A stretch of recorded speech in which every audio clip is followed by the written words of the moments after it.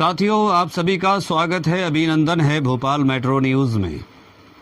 साथियों, मेरा भारत महान है, मेरा भारत महान था और मेरा भारत महान रहेगा।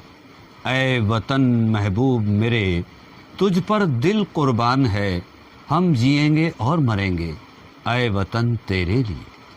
भारत देश किसी नेता के पिता का नहीं है, ये देश है 137 करोड़ भारतवासियों का। ऐसा लगता है कि कोरोना महामारी ने हमारे देश के कुछ नेताओं का दिमागी संतुलन बिगाड़ दिया है। इसीलिए आजकल कुछ नेता बहकी बहकी बातें कर रहे हैं। एक नेताजी कह रहे हैं कि मेरा भारत बदनाम। एक नेताजी राष्ट्रीय ध्वज को लेकर बयानबाजी कर रहे हैं और एक नेत्री देश के प्रधान सेवक से नाराज हैं। अभी भी चुनाव की लड़ाई उन नेत्री के दिमाग से नहीं उतरी है। वहीं योग गुरु बाबा ने अपनी दवाइयों को बेचने के चक्कर में देश के डॉक्टरों पर उंगलियां उठाना शुरू कर दी हैं।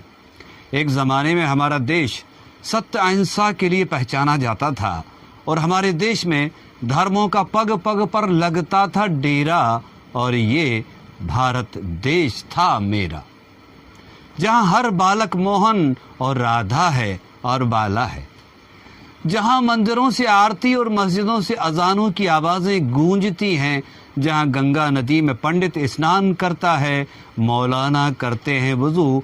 इसीलिए मेरा देश भारत महान है। मध्य प्रदेश के पूर्व मुख्यमंत्री ने एक विवादित बयान ऐसा दिया कि दूसरे दल के नेता महामारी को भूलकर पूर्व मुख्यमंत्री के बयान को लेकर खरी खोटी सुना रहे हैं। मध्य प्रदेश के पूर्व सीएम कमलनाथ लगातार विवादित बयान दे रहे हैं। कोरोना से मौत के आंकड़ों पर वह लगातार केंद्र और राज्य की सरकार को घेर रहे हैं। सतना जिले के मैहर में कमलनाथ ने फिर से एक विवादित बयान दिया है। उन्होंने कहा है कि भारत महान नहीं, भारत बदनाम है। कई देशों ने भारत के नागरिकों को उनके देश में प्रवेश करने की रोक लगाई है। किसी नेता के कहने पर भारत देश बदनाम नहीं हो सकता। भारत देश महान है, महान था और महान रहेगा। भारत देश को महान बनाने के लिए हमारे देश के स्वतंत्रता संग्राम सेनानियों ने अपने खून से सींचकर भारत देश को चमन बनाया है। देश के किसानों ने धरती को चीरकर देश के लिए अन्न उगाते हैं। एक समय था जब भारत दूसरे देशों पर गेहूं और चावल के लिए निर्भर था, पर आज हमारे किसानों की मेहनत से हमारे गोदाम अनाजों से भरे पड़े हैं। अब हम दूसरे देशों को गेहूं दे रहे हैं। आज़ादी के बाद हमारे देश ने खूब तरक्की की है। अब हम सुई से लेकर हवाई जहाज़ खुद बनाते हैं। अब हम किसी देश पर निर्भर नहीं हैं। हमारे देश के मजदूरों ने दिन रात मेहनत करके आज भारत को गौरवान्वित किया है। तुम क्या जानो कमलनाथ बाबू, भारत को आज़ादी कैसे मिली? तुमने तो कह दिया कि मेरा भारत बदनाम है। वहीं केंद्रीय संस्कृति और पर्यटन मंत्री ने कहा कि दिल्ली के मुख्यमंत्री अपने प्रेस कॉन्फ्रेंस में राष्ट्रीय ध्वज को गलत तरीके से लगाते हैं।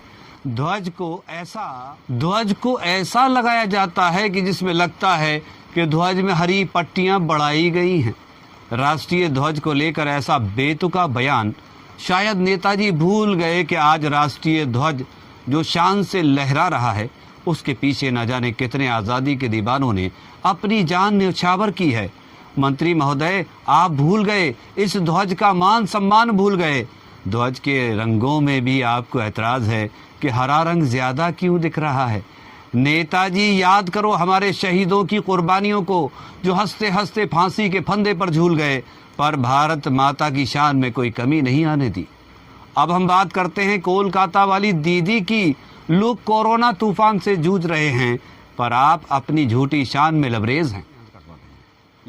यास चक्रवात से हुए नुकसान का जायजा लेने पीएम पश्चिम बंगाल आए हुए थे। उनकी सीएम ममता बनर्जी और मुख्य सचिव के साथ समीक्षा बैठक थी, लेकिन ममता बनर्जी ने पीएम को आधे घंटे इंतजार कराया।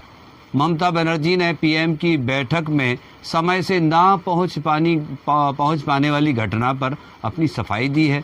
सफाई में भी ममता ने आरोप लगाया कि इस बैठक में उन्हें नीचा दिखाने की योजना थी और ममता ने ये भी कहा कि उन्होंने पीएम मोदी को इंतज़ार नहीं कराया, बल्कि उल्टे उन्हें ही पीएम से मिलने के लिए इंतज़ार करना पड़ा।